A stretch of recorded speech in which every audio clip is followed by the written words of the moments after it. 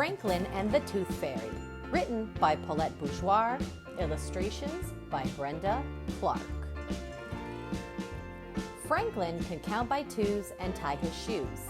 He had lots of good friends and one best friend named Bear. Franklin and Bear were the same age. They lived in the same neighborhood. They liked the same games. But one morning, Franklin discovered a way that he and Bear were different. Waiting for the school bus, Bear puts his paws in his mouth and wiggles a tooth back and forth. It jiggled and wiggled, and then, with a tug, it came out. "Look at this," said Bear. "I lost my first tooth." Franklin was startled. There was even a little blood on the tooth. "That's terrible. How are you going to tell your mother?" Bear laughed. "My teeth are supposed to fall out," said Bear. "It makes room for my grown-up teeth." Franklin ran his tongue around his gums. They were smooth and firm and completely toothless. "I don't have any teeth," said Franklin. It was Bear's turn to be surprised. Franklin's friends shook their heads sadly. "Too bad," they said. Franklin wondered why. He had never needed teeth before. Bear wrapped his tooth in a bit of tissue and put it in his backpack. "I need to keep this safe," he said.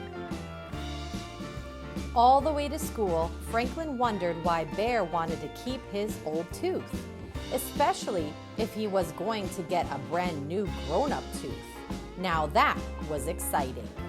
"Why do you want to keep your tooth?" asked Franklin. "Won't you get a big one soon?" All his friends looked at him with amazement. "Don't you know about the Tooth Fairy?" asked Fox. Franklin shook his head. "At night, before you go to sleep, you put your baby tooth under your pillow. Then the Tooth Fairy comes and takes the tooth away," explained Fox. "But that's stealing," said Franklin. "Besides, what does the Tooth Fairy do with all those teeth?" There was a long pause. Bear scratched his head.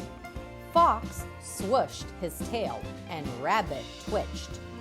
"I don't know," said Bear, "but she always leaves something behind." "One of her own teeth?" asked Franklin. Everybody laughed. "Oh, Franklin," said Fox, "the Tooth Fairy leaves a present." Franklin wondered what kind of present a Tooth Fairy would leave. "I hope I get some money," said Bear. "When I lost my first tooth, I got a new book," said Raccoon. "I got crayons," Fox said. Franklin rubbed his gums. He wished he had a tooth to leave for the Tooth Fairy. He wanted a present too. Bear showed his tooth to Mr. Owl as soon as he got to school. Mr. Owl was very excited. "Losing your baby teeth means you are growing up," he said. Franklin did not say anything. He had no teeth, but he wanted to feel grown up too. Franklin was quiet for the rest of the day. Even at home, Franklin was quieter than usual. "What's wrong?" asked Franklin's mother. "I don't have any teeth," he answered. "Neither do we," said his father. "That's the way turtles are." "But I want teeth," said Franklin. His parents looked surprised. "My friends get presents from the Tooth Fairy when they lose their teeth," said Franklin. "Why do they get presents for old teeth?" asked Franklin's father. "Because it means they are growing up," said Franklin. "I see," said his father. That night, just before bed, Franklin had a good idea. Perhaps Tooth Fairies did not know that turtles have no teeth. He found a tiny white rock to put under his shell. He asked his mother to help him write a note. It read, "Dear Tooth Fairy, this is a turtle tooth. You may not have seen one before. Please leave a present. Franklin." Franklin woke up very early the next morning. He looked under his shell. The rock was gone. but there was a note instead of a present. He ran to his parents' room. "What does it say?" he asked. Franklin's father put on his reading glasses.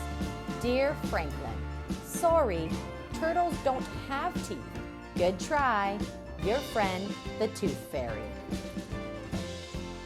Franklin was very unhappy until he noticed a big wrapped package near his breakfast bowl. "Open it," said Franklin's mother. Inside was a beautiful book. "Who is it from?" asked Franklin. "From us," said his parents, "to celebrate your growing up." Franklin stood very tall. "Thank you." From then on, Franklin didn't worry about being different from Bear. He knew that, in all the important ways, he and Bear were exactly the same. The end. If you like that story and want to read along with many more, like, subscribe, and hit that notification bell to be notified when I post my next video. Bye, reading worms, and remember, keep on worming!